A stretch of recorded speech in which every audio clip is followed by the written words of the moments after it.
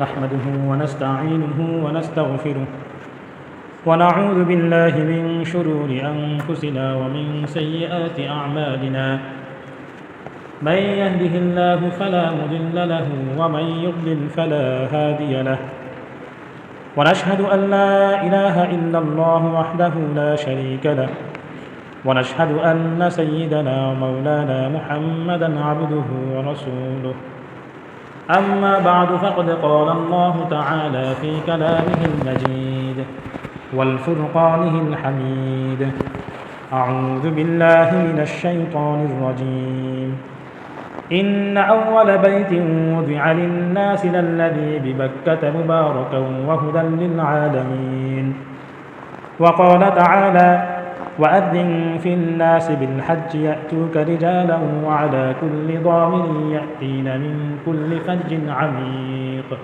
صدق الله العظيم وقال رسول الله صلى الله عليه وسلم من خرج من بيته متطهرا إلى صلاة مكتوبة فأجره كأجر الحاج المحروم إلى آخر الحديث أو كما قال عليه الصلاة والسلام আমাদের মাঝে এখন চলছে জিলহজ মাস।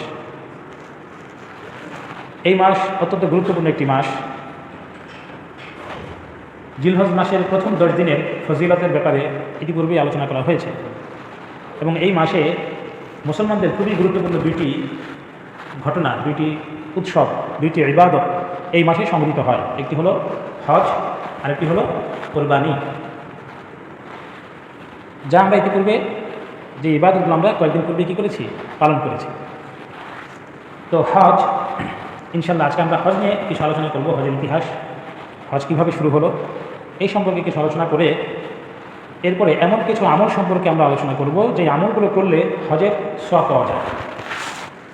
হজ এমন একটি আমল যে আমলের মধ্যে শারীরিক এবং আর্থিক দুইটি কোরবানি করতে হয়, অর্থাৎ জান এবং মাল উভয়টি কী করতে হয়, ব্যবহার করতে হয়। হজ ব্যতীত আর যত ধরনের ইবাদত রয়েছে, আমল রয়েছে, সমস্ত আমল ইবাদত হয়তো শারীরিক অর্থাৎ জানের উপর কোরবানি অথবা মালের উপর কোরবানি। যেমন নামাজ, রোজা এটা হচ্ছে জানের উপর শারীরিক ইবাদত, তেমনিভাবে যাকাত এটা হচ্ছে আর্থিক ইবাদত। শুধুমাত্র হজই হলো এমন একটা ইবাদত যেখানে জান এবং মাল উভয়টি কী করতে হয়, ব্যবহার করতে হয়। এই জন্য হজ ইসলামের 5টি স্তম্ভের একটি হওয়া সত্ত্বেও শুধুমাত্র ওই সকল ব্যক্তিদের উপর হজ করা ফরজ যাদের হজ করার সামর্থ্য রয়েছে। এই সামর্থ্য যেমন আর্থিক সামর্থ্য তেমনি শারীরিক সামর্থ্য অন্তর্ভুক্ত। তো ইনশাল্লাহ এই হজ কিভাবে মুসলমানদের জীবনে আসলো এই সম্পর্কে, এর ইতিহাস সম্পর্কে ইনশাল্লাহ আমরা আজকে জানব। এই হজ ইসলামের খুবই প্রাচীনতম একটি ইবাদত। হযরত আদম আলাইহিস সালাম থেকে নিয়ে এই হজ এটা পরম্পরায় চলে আসছে। কিন্তু আমরা বর্তমানে যেই হজ পালন করি, যেই নিয়মে আমরা হজ পালন করি, এই হজটা হযরত ইব্রাহিম আলাইহিস সালাম থেকে শুরু হয়েছে। হজ পালন করা হয় আল্লাহর ঘর যে রয়েছে কাবা, এই কাবাকে কেন্দ্র করে, অর্থাৎ আল্লাহর ঘরকে প্রদক্ষিণ তাওয়াফের মাধ্যমে কী করা হয়, হজ পালন করা হয়। তো এই কাবা ঘর এরও বিস্তর ইতিহাস রয়েছে। কোরআনে কারিমে আল্লাহ পাক ইরশাদ করেন, ইন্না আউওয়ালা বাইতিন উযিআ লিন-নাস লাল্লাযী বিবাক্কাতা মুবারাকান ওয়া হুদাল লিল আলামিন। ইন্না আউওয়ালা বাইত, যে নিশ্চয়ই প্রথম ঘর, উযিআ লিন-নাস যেটা মানুষ নির্মাণ করেছে, নিশ্চয়ই প্রথম ঘর, পৃথিবীর বুকে প্রথম ঘর যেটা মানুষ বানিয়েছে, মানুষ নির্মাণ করেছে, লাল্লাযী বিবাক্কাতা, সেটা হচ্ছে কি, সেটা হচ্ছে মক্কা।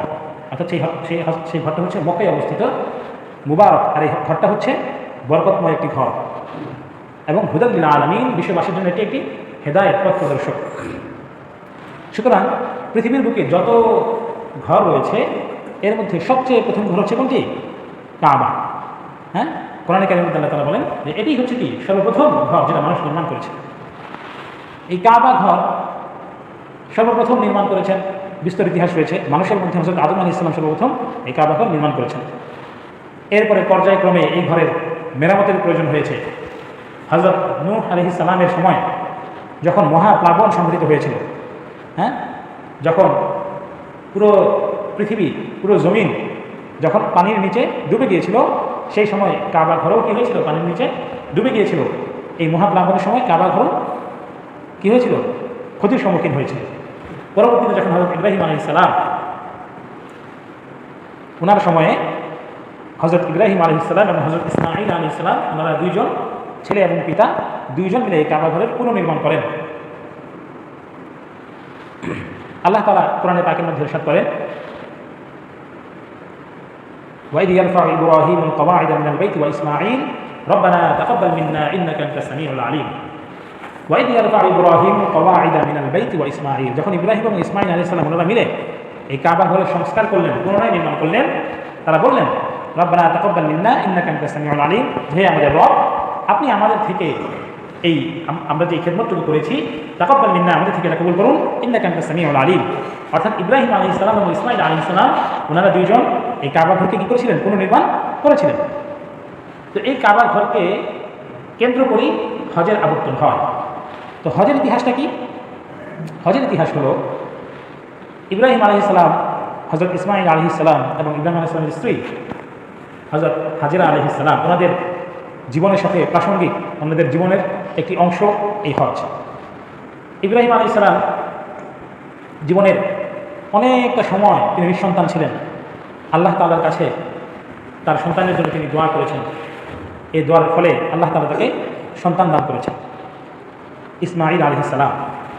ইসমাঈল আলাইহিস সালাম যখন তার মায়ের গর্ভে, আল্লাহ তাআলার পক্ষ থেকে পরীক্ষা আসলো যে যেই প্রতীক্ষিত সন্তানের জন্য ইব্রাহিম আলাইহিস সালাম এতদিন অপেক্ষা করেছেন, আল্লাহ তাআলার পক্ষ থেকে পরীক্ষা আসলো। তিনি ইব্রাহিম আলাইহিস সালামকে নির্দেশ দিলেন যে তার স্ত্রী, এই গর্ভবতী স্ত্রীকে কী করবে, মক্কা উপত্যকা, বর্তমান যেটা সৌদি আরবে অবস্থিত মক্কা নগরী, সেই নগরীতে তাকে রেখে আসবে। সেই সময়ে সেই মক্কায় কোনো মানুষের বসবাস ছিল না, জনমানবহীন শূন্য মরুভূমি উপত্যকা, যেখানে কোনো গাছপালা নেই, কোনো নদী নেই, খাবার পানির ব্যবস্থা নেই, ফলমূল নেই, কীভাবে সেখানে মানুষ বসবাস করবে? আল্লাহ তাআলা নির্দেশ দিলেন যে তার স্ত্রীকে সেই মক্কা উপত্যকায় রেখে আসার জন্য। এটা একটা পরীক্ষা ছিল। হযরত ইব্রাহিম আলাইহিস সালাম মা হাজেরা আলাইহিস সালামকে সেই মক্কা উপত্যকায় রেখে আসলেন। গর্ভবতী একজন নারী, যার খাবারের কোনো ব্যবস্থা নেই, পানির কোনো ব্যবস্থা নেই। সেখানে ইসমাঈল আলাইহিস সালামের জন্ম হলো। ইসমাঈল আলাইহিস সালামের জন্মের পরে যখন ইসমাঈল আলাইহিস সালামের প্রচণ্ড পানির পিপাসা লাগলো, পানির পিপাসায় তিনি ছটফট করছিলেন, কান্না করছিলেন, হাত পা এদিক সেদিক নাড়াচাড়া করছিলেন।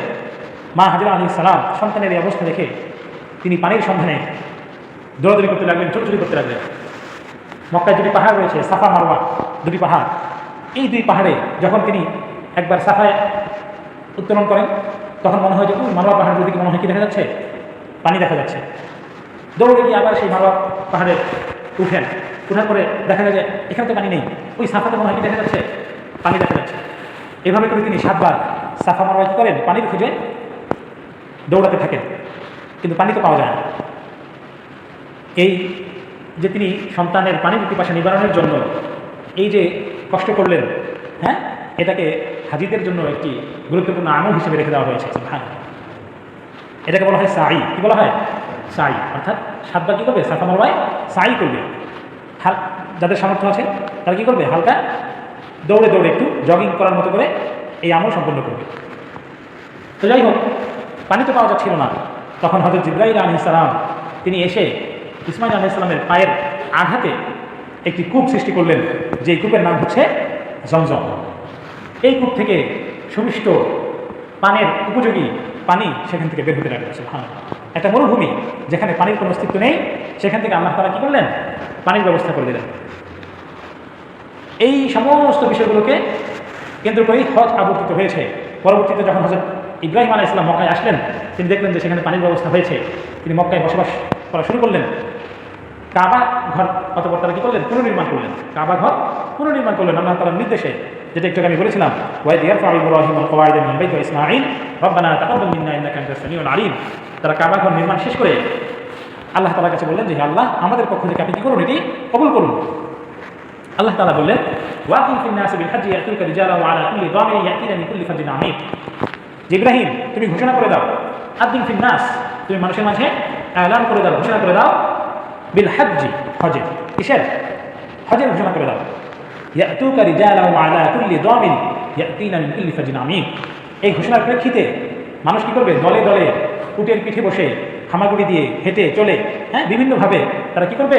এই মক্কায় আসবে। ইব্রাহিম আলাইহিস সালাম বললেন যে, হে আল্লাহ, এখানে তো কোনো মানুষ নেই, আমি কাদেরকে ঘোষণা করব? আমার কথা কে শুনবে? আল্লাহ বলেন, তুমি ঘোষণা করো। এই কথা, তোমার এই আওয়াজ, এটা পৌঁছে দেওয়ার দায়িত্ব কার? আমার। অতঃপর ইব্রাহিম আলাইহিস সালাম ঘোষণা করে দিলেন। তখন থেকে কি হয়ে গেল? এই হজের সূচনা হলো। এই হজ এটি খুবই গুরুত্বপূর্ণ একটি আমল, ইসলামের খুবই গুরুত্বপূর্ণ একটি শিআর। রাসূল করিম সাল্লাল্লাহু আলাইহি ওয়াসাল্লাম যখন মদিনায় হিজরত করে গেলেন, তখন তারা রাসূল সাল্লাল্লাহু আলাইহি ওয়াসাল্লাম স্বপ্নে দেখলেন যে তিনি করছেন, হজ পালন করছেন সাহাবীদেরকে নিয়ে। যখন তারা হজ পালনের জন্য মক্কার পথে রওনা হলেন, মক্কার কাফিলা তখন হুদাইবিয়া নামক জায়গায় রাসূল সাল্লাল্লাহু আলাইহি ওয়াসাল্লামের কাফিলাকে বাধা দিল। সেই বছর তাদের হজ পালন করতে দেওয়া হয়নি। তো পরবর্তীতে একটা সন্ধির মাধ্যমে কি হলো? পরবর্তী বছর রাসূল করিম সাল্লাল্লাহু আলাইহি ওয়াসাল্লাম হজ পালন করেছেন। তো এই সন্ধির মাধ্যমে, এটাকে বলা হয় হুদাইবিয়ার সন্ধি। এই হজ পালনের উদ্দেশ্যে যখন তিনি রওনা হলেন, সেখানে একটি সন্ধি স্থাপিত হলো, হুদাইবিয়ার সন্ধি। এই সন্ধির মাধ্যমে মক্কায় ইসলামের যে প্রসার ঘটেছে, তা এই সন্ধির পূর্বে এত সহজে, এত সুন্দরভাবে কি হয়নি, এত প্রসার হয়নি। তো সুতরাং এই যে একটি হজের কারণে একটি সন্ধি স্থাপিত হলো, এটা ইসলামের জন্য অত্যন্ত লাভজনক হয়েছে, অত্যন্ত ফায়দাজনক হয়েছে, অত্যন্ত গুরুত্বপূর্ণ একটি আমল। ইসলামের 5টি স্তম্ভের মধ্যে একটি হলো কি? হজ। 5টি স্তম্ভের উদাহরণ আমরা ইতিপূর্বেও জুমার বয়ানে আমরা দিয়েছিলাম। যে কোনো একটি স্তম্ভ যদি সরে যায়, তাহলে ইসলামটাই কী হয়ে যাবে? ভেঙে পড়বে। এই জন্য নামাজ যেমন একটি স্তম্ভ, ঈমান যেমন একটি স্তম্ভ, রোজা যাকাত যেমন একটি স্তম্ভ, তেমনি আরেকটি স্তম্ভ কি? হজ। ইসলামের একটি শিআর, একটি নিদর্শন। তো এই হজ পালন করা প্রত্যেক মুসলমানের মনের একটি আকাঙ্ক্ষা, মনের একটি চাহিদা থাকে যে সে কী করবে? কাবা ঘর ধরে আল্লাহর কাছে চাইবে, কান্নাকাটি করবে, কাবা ঘর তাওয়াফ করবে, রাসূলের রওজায় গিয়ে রওজার পাশে দাঁড়িয়ে রাসূলকে সালাম পেশ করবে। সকল মুসলমানের কি থাকে? একটি চাহিদা থাকে, একটি আকাঙ্ক্ষা থাকে, লালিত স্বপ্ন থাকে তার মনের, কিন্তু সম্ভব হয় না। হ্যাঁ, যেহেতু হজ করার জন্য কী লাগবে? অর্থ লাগবে, শারীরিক সক্ষমতা লাগবে, মানসিক প্রস্তুতিও লাগবে। সকলের ক্ষেত্রে এটা সম্ভব হয় না। এই জন্য ইসলাম বলে লা ইকরাহা ফিদ্দীন, ইসলামে কোনো কি নাই? জোর জবরদস্তি নাই। অর্থাৎ যাদের উপর সামর্থ্য রয়েছে তাদের জন্য হজ ফরজ, আর যাদের সামর্থ্য নেই তাদের উপর ফরজ নয়, তবে চেষ্টা করা। কী করা? চেষ্টা করা। আমাদের বর্তমান প্রেক্ষাপটে বেশিরভাগ মানুষই এমন যাদের হজ করার সামর্থ্য কি নাই। তো এই জন্য কিছু কিছু এমন আমল রয়েছে যে আমলগুলো করলে একটি হজ অথবা একটি ওমরার সওয়াব কি পাওয়া যায়। যারা আমরা হজের সামর্থ্য আমাদের নাই, আল্লাহ তার কাছে দোয়া করতে থাকা যে আল্লাহ আমরা যেন করতে পারি, হজ আদায় করতে পারি। আর হজ যতদিন পর্যন্ত আদায় আমরা করতে পারবো না, ততদিন যেন ওই সমস্ত আমল আমরা বেশি বেশি করতে পারি, যে আমলগুলো করলে হজের সওয়াব যেন আমরা কি পেতে পারি। কয়েকটি আমলের কথা আমি উল্লেখ করে আজকের আলোচনা শেষ করবো ইনশাআল্লাহ।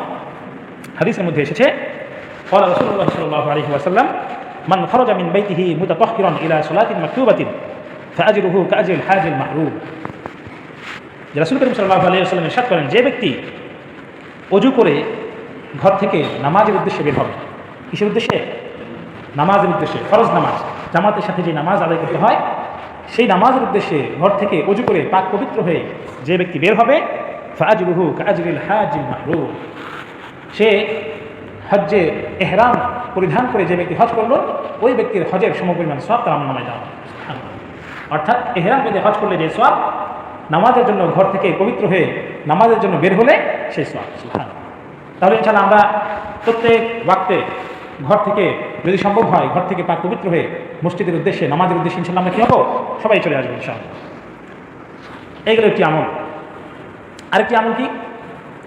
হাদিসের মধ্যে আসতেছে, ক্বালা রাসূলুল্লাহ সাল্লাল্লাহু আলাইহি ওয়াসাল্লাম, মান সাল্লাল গাদাতা ফি জামাআতিন সুম্মা ক্বাআদা ইয়াযকুরুল্লাহা হাত্তা তাতলুআ আশ-শামসা সুম্মা সাল্লা রাকআতাইনি কানাত লাহু কাআজরি হাজ্জাতিন ওয়া উমরাতিন। সুবহানাল্লাহ।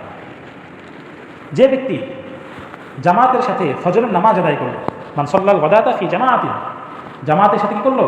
ফজরের নামাজ, ফজর নামাজ আদায় করলো, সুম্মা ক্বাআদা, অতঃপর সে বসে থাকলো, ইয়াযকুরুল্লাহা, এবং বসে বসে কী করলো? জিকির আজকার করলো। হ্যাঁ, সুবহানাল্লাহ, আলহামদুলিল্লাহ, আল্লাহু আকবার। এরপর আরও বিভিন্ন ধরনের দোয়া দুরূদ অথবা কোরআন তেলাওয়াত করলো। হাত্তা তাতলুআ আশ-শামস, সূর্য ওঠা পর্যন্ত। কি ওঠা পর্যন্ত? সূর্য ওঠা পর্যন্ত। অতঃপর যখন সূর্য উদিত হয়, অর্থাৎ সূর্য উদিত হওয়ার তার উদ্দেশ্য হলো সূর্য ওঠার পরে নামাজের যে নিষিদ্ধ সময় রয়েছে সেই নিষিদ্ধ সময় যখন শেষ হয়ে যায়, অর্থাৎ সূর্য ওঠার 22-23 মিনিট পরে, সুম্মা সাল্লা রাকাতাইনি, অথবা সে 2 রাকাত নামাজ আদায় করলো, কানাত লাহু কাআজরি হাজ্জাতিন ওয়া উমরাতিন, সে যেন একটি হজ এবং একটি উমরা সে পালন করল। সুবহানাল্লাহ। 2 রাকাত নামাজ, 2 রাকাত নামাজ কেউ যদি আদায় করে, তখন ফজরের নামাজ জামাতের সাথে আদায় করে মসজিদে বসে থেকে জিকির আজকার করে সূর্য ওঠার পরে কেউ যদি 2 রাকাত নামাজ আদায় করে, তাহলে তার আমলনামায় কি হয়? একটি হজ এবং একটি উমরা পালনের সব তার আমলনামায় লিখে দেওয়া হয়। সুবহানাল্লাহ। এই নামাজটাকে বলা হয় ইশরাকের নামাজ। এই নামাজটাকে কি বলা হয়? ইশরাকের নামাজ। এই নামাজের অনেক ফজিলত রয়েছে। আরেকটি হাদিসের মধ্যে রয়েছে, যে ব্যক্তি ইশরাকে 2 রাকাত নামাজ আদায় করলো, তার ওই সারাদিনের তার যেই প্রয়োজন, তার যেই অভাব, তার সমস্ত কিছু দায়িত্ব আল্লাহ তাআলা তার নিজ জিম্মায় নিয়ে নেবেন। সুবহানাল্লাহ। এইগুলো আরেকটি আমল। 3 নম্বর আমল হাদিসের মধ্যে আসতেছে, ক্বালা রাসূলুল্লাহ সাল্লাল্লাহু আলাইহি ওয়াসাল্লাম, মান জাহাযা গাজিয়ান আও জাহাযা হাজ্জান আও খলাফাহু ফি আহলিহি আও ফাত্তারা সাইমান কানা লাহু মিসলু উজুরিহিম মিন গায়রি আন ইয়ানতাকিসা মিন উজুরিহিম শাইউন। যে ব্যক্তি কোনো মুজাহিদ যে জিহাদ করে, তার জিহাদের যে সরঞ্জাম লাগবে, যেমন অস্ত্র, বর্ম ইত্যাদি, টাকা পয়সা, এগুলোর কেউ যদি ব্যবস্থা করে দেয়, হ্যাঁ, যানবাহন, এগুলো যদি কী করে দেয়? ব্যবস্থা করে দেয়। আও জাহাযা হাজ্জান, অথবা কোনো ব্যক্তি হজে যাচ্ছে, তার হজে যেতে যে সমস্ত বিষয়ের প্রয়োজন, যে সমস্ত সরঞ্জামাদির প্রয়োজন, এগুলো যদি কেউ কী করে দেয়? ব্যবস্থা করে দেয়। আও খলাফাহু ফি আহলিহি, যে ব্যক্তি যুদ্ধে গেল, মুজাহিদ যে ব্যক্তি হজে গেল, তাদের অনুপস্থিতিতে ওই ব্যক্তির পরিবারে যদি খোঁজ খবর নেয়, কি নেয়? খোঁজ খবর নেয়। হ্যাঁ, তারা তো জিহাদে চলে গিয়েছে, হজে চলে গিয়েছে, পিছনে তার কে রয়ে গিয়েছে? পরিবার। এই পরিবারের খোঁজ খবর নিল, হ্যাঁ, কিছু লাগবে কিনা, বাজার সদাই লাগবে কিনা, কোনো অসুবিধা আছে কিনা। অথবা আও ফাত্তারা সাইমান, অথবা কোনো ব্যক্তি যদি কী করে? কোনো রোজাদারকে ইফতার করায়, কানা লাহু মিসলু উজুরিহিম, তাহলে অনুরূপ সব ওই ব্যক্তিরও। অর্থাৎ যে জিহাদে গেছে তাকে যদি কেউ সহযোগিতা করে, তাহলে ওই জিহাদে যাওয়ার কারণে ওই মুজাহিদের যে সব, ওই সহযোগিতাকারীরও একই সব। যে হজে গেছে তাকে যদি কেউ সহযোগিতা করে, তাহলে হজে যাওয়ার কারণে তার যে সব, ওই সহযোগিতাকারী যে, তারও একই সব। পরিবারের খোঁজখবর নিলেও একই সব। রোজাদারকে যদি কেউ ইফতার করায়, এটা তো আমরা রমজান মাসে বেশ আলোচনা করেছি, হ্যাঁ, রোজাদারকে যদি কেউ ইফতার করে, তাহলে ওই রোজাদারের যে সব, রোজা রাখার কারণে ইফতার যে করিয়েছেন তারও কি একই সব। তাহলে এখানেও আমরা দেখতে পেলাম যে কোনো ব্যক্তি যদি হজে যায়, সেই ব্যক্তির যেই প্রয়োজনাদি রয়েছে সেগুলো যদি কেউ পূরণ করে দেয়, তাহলেও কী হবে? ওই ব্যক্তির হজ পালনের সওয়াব সে পাবে। আরেকটি আমল হলো, হাদিসের মধ্যে আসতেছে, ক্বালা রাসূলুল্লাহ সাল্লাল্লাহু আলাইহি ওয়াসাল্লাম, মান গাদা ইলাল মাসজিদি লা ইউরিদু ইল্লা আন ইয়াতাআল্লামা খায়রান আও ইয়া'লামাহু কানা লাহু কাআজরি হাজ্জান। খুবই গুরুত্বপূর্ণ এবং খুবই সহজ এটা, হ্যাঁ, খুবই সহজ। যে ব্যক্তি মসজিদে যায়, লা ইউরিদু ইল্লা আন ইয়াতাআল্লামা খায়রান, নামাজের উদ্দেশ্যে না, বরং মসজিদে আসছে অন্য উদ্দেশ্যে। কী উদ্দেশ্য সেটা? ইল্লা আন ইয়াতাআল্লামা খায়রান, সে কী করবে? নেক শিক্ষা দিবে। ইয়াতাআল্লামা, সে মানুষ কী করবে? কল্যাণ শিক্ষা দিবে। আও ইউআল্লিমাহু, অথবা সে নিজে শিক্ষা করবে। অর্থাৎ শিক্ষা দেওয়ার উদ্দেশ্যে মসজিদে এসেছে, অথবা শিক্ষার জন্য মসজিদে এসেছে, তাহলে কানা লাহু কাআজরিন হাজ্জান, তাহলে ওই ব্যক্তির আমলনামায় কী হবে? একটি হজ পালনের সওয়াব তার আমলনামায় লিখে দেওয়া হবে। সুবহানাল্লাহ। আল্লাহ তাআলা আমাদেরকে তৌফিক দান করুন, আমিন। এছাড়াও পিতামাতার খিদমত করা, কোনো ব্যক্তি যদি পিতামাতার খিদমত করে, এই পিতামাতার খিদমতের জন্য যদি সে হজ করতে না পারে, তাহলেও তার ওই ব্যক্তির আমলনামায় কী হবে? হজের সওয়াব দিয়ে দেওয়া হবে। সুবহানাল্লাহ। আল্লাহ তাআলা আমাদেরকে প্রথমত হজ করার যেই সামর্থ্য সেটা অর্জন করার তৌফিক দান করুন। আর যদি আল্লাহ তাআলা আমাদেরকে সামর্থ্য না দেন, তাহলে যে সমস্ত ইবাদত করলে হজের সওয়াব পাওয়া যায়, ওই সমস্ত ইবাদত বেশি বেশি করার তৌফিক দান করুন, আমিন। ওয়া আখিরু দাওয়ানা আলহামদুলিল্লাহি রাব্বিল আলামিন।